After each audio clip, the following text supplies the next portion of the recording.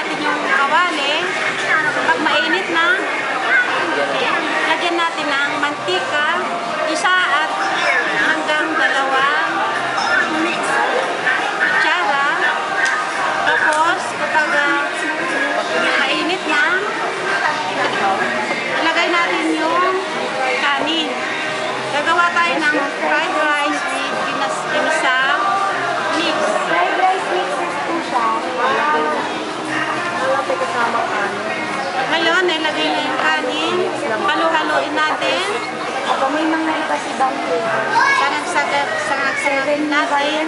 Tapos, kahit maya, ilagay natin yung Ginagawa si Ate Ora mix. Ora mix. Ora mix. Ay. Okay. Ano po? Ngayon, ilalagay natin yung Ora mix.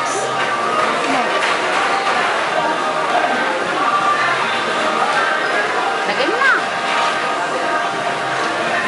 So, lalagay natin itong Ora mix mo sa anim na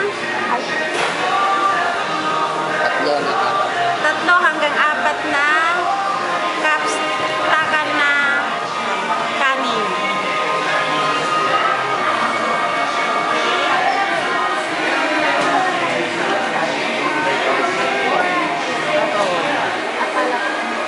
Wala na siyang bawang ano lang. Wala na. Ngayon, halu-haluin natin hanggang sa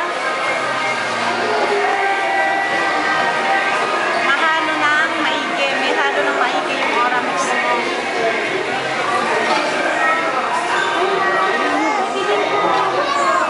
Oh, naamoy nyo, masarap, di ba? Mamaya, pagkaluto, ipatigim ko sa inyo.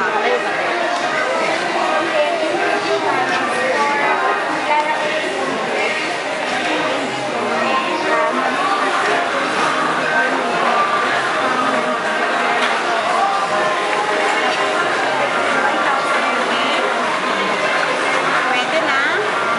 Pwede na ilagay sa lagayan at ayan o, pwede na. Nahalo na ng maigi.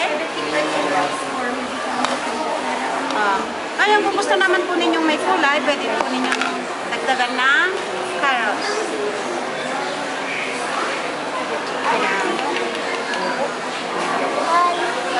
Okay, may kulay na.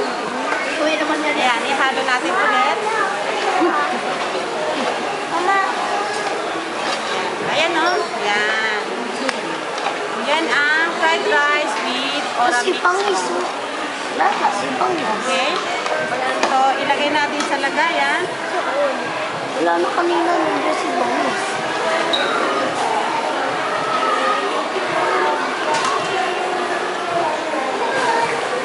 Ilagay natin sa lagayan.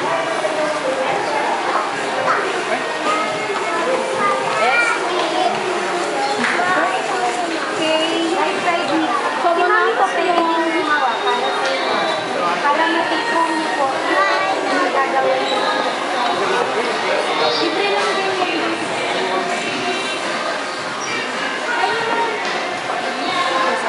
Oh yeah. Sir, we're having a program. Madali pala magluto. They're making their own fried rice using Ora mix. Okay. So, ngayon, ipapatikin natin sa mga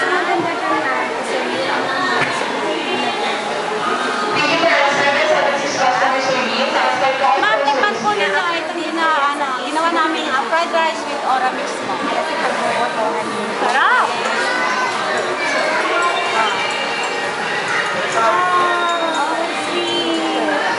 Ano nga?